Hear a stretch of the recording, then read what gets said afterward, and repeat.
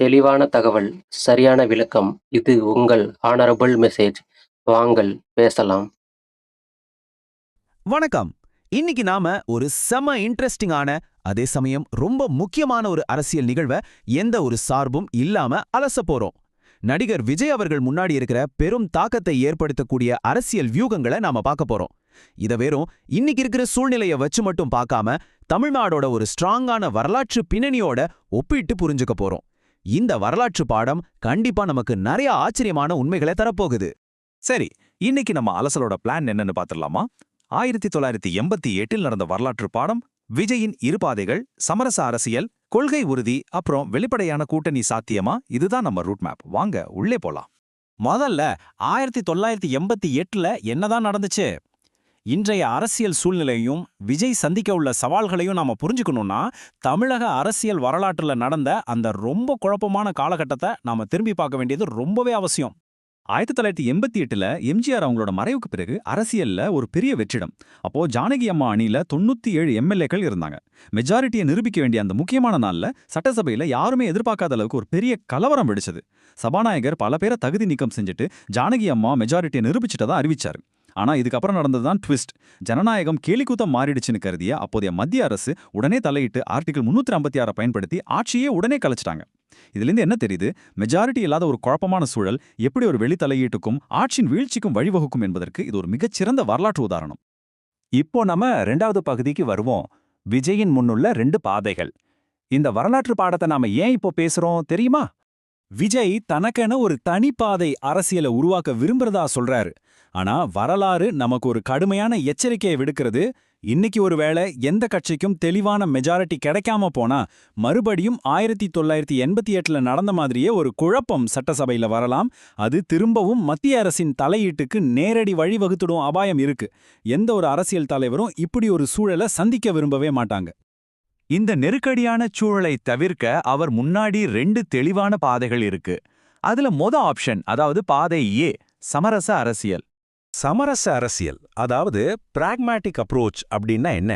சிம்பிளா சொல்லணும்னா, நமக்கு தேவையான மெஜாரிட்டி இல்லாதப்போ மத்த அரசியல் கட்சிகளோட ஆதரவை வாங்கி கூட்டணி அமைச்சு ஆட்சியை பிடிக்கிறது. இது அரசியல்ல ரொம்ப சகஜமா நடக்கிற ஒரு பிராக்டிக்கலான விஷயம்தான். இப்போ இதோட பிளஸ் அண்ட் மைனஸ் என்னன்னு பாப்போம். இதோட மிகப்பெரிய நன்மை என்னன்னா, ஆட்சி அதிகாரம் உடனே கைக்கு வந்துடும். அதனால அவர் மக்களுக்கு கொடுத்த வாக்குறுதிகளை, குறிப்பா ஏழை எளிய மக்களுக்கான நல்ல திட்டங்களை உடனே செயல்படுத்த முடியும். ஆனா சவால் என்ன? ஆதரவு தர்ற கட்சிகளுக்கு கண்டிப்பா பாகம் கொடுக்கணும், இல்லனா உங்க டிமாண்ட்ஸுக்கு ஓகே சொல்லணும். இது விஜய் இவ்ளோ நாளா முன்னிறுத்துற ஊழலற்ற அரசியல் அப்படிங்கிற இமேஜுக்கு நேர் எதிரானதா ஒரு பெரிய முரண்பாடா அமைஞ்சிடும். இப்போ அடுத்த ஆப்ஷனுக்கு போவோம். பாதை பி, கொள்கை உறுதி. ஒருவேளை முதல் பாதையை அவர் நிராகரிச்சா அடுத்த மிகப்பெரிய சாய்ஸ் இதுதான். இந்த ஐடியாலாஜிக்கல் அப்ரோச் அப்படிங்கிறது, தமக்கு தனி மெஜாரிட்டி கிடைக்கலையா, எனக்கு இந்த ஆட்சியே வேணான்னு சொல்லிட்டு மறுபடியும் மக்களை சந்திச்சு தேர்தலை எதிர்கொள்றது. இது ரொம்பவே துணிச்சலான, கொள்கை பிடிப்புள்ள ஒரு முடிவு. இதுல உள்ள பிளஸ் என்ன தெரியுமா? பதவிக்காக நான் யார் கூடயும் எப்பவும் காம்ப்ரமைஸ் ஆக மாட்டேன் அப்படிங்கிற ஒரு ஸ்ட்ராங்கான மெசேஜ் மக்கள்கிட்ட போய் சேரும். இது அவருக்கு நிஜமாவே ஒரு பெரிய மாஸ் ஹீரோ இமேஜ் கொடுக்கும். அடுத்த தேர்தல்ல மக்கள் இதை விட பெரிய மெஜாரிட்டியே தரக்கூட வாய்ப்பு இருக்கு. ஆனா இதுல உள்ள யதார்த்தமான சவால் என்னன்னா, திரும்பவும் ஒரு தேர்தல் நடத்துறது சாதாரண விஷயமா? அதுக்கான பிரம்மாண்டமான தேர்தல் செலவுகள், நிர்வாக சிக்கல்கள்னு ஒரு பெரிய மழையையே தாண்ட வேண்டியிருக்கும். இப்போ நீங்களே யோசிச்சு பாருங்க, விஜய் என்ன முடிவெடுப்பாரு? சினிமால வர்ற மாதிரி ஒரு மாஸ் முடிவெடுத்து திரும்பவும் மக்கள்கிட்டயே போய் தேர்தலை சந்திப்பாரா? இல்ல பிராக்டிக்கலா யோசிச்சு சமரசம் செய்து ஒரு கூட்டணி ஆட்சியை தருவாரா? இந்த இடத்துல நாம கவனிக்க வேண்டிய ரொம்ப சுவாரஸ்யமான விஷயம் இந்த உலக புகழ்பெற்ற வாசகம்தான். அரசியல் என்பது சாத்தியங்களின் கலை.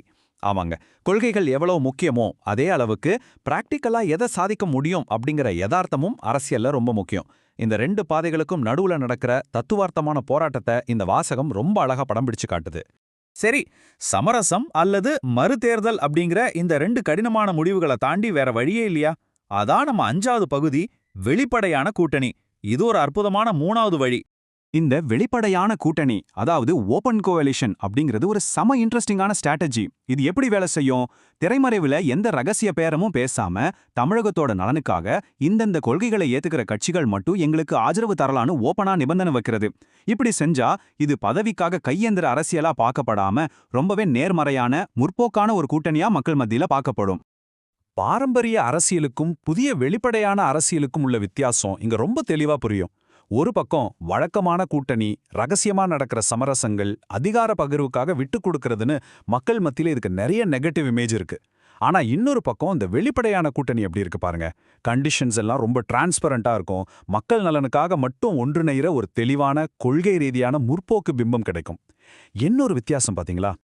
நாம இந்த ஆழமான அலசலோட இறுதிக்கு வந்துட்டோம். 1988ல நடந்த வரலாற்று பாடத்தையும் பார்த்தோம். தற்போதைய ஆப்ஷன்ஸோட பிளஸ் மைனஸையும் தெளிவா அலசிட்டோம். இப்போ உங்களுக்கான அந்த ஃபைனல் சிந்தனை இதுதான். தன்னோட அரசியல் பயணத்தையும் வரலாற்று அடையாளத்தையும் தீர்மானிக்க விஜய் இதுல எந்த பாதையை தேர்ந்தெடுக்க போறாரு?